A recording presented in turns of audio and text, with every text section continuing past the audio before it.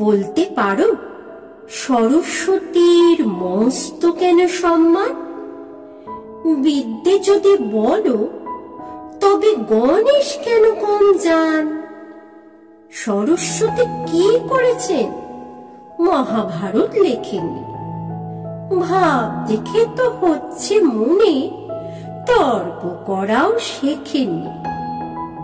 3 ভুবনে গণেশ দাদার নেই চুরি পাণ্ডিত্যে, অথচ তার বোনের দিকেই ভক্তি কেন চিত্তে?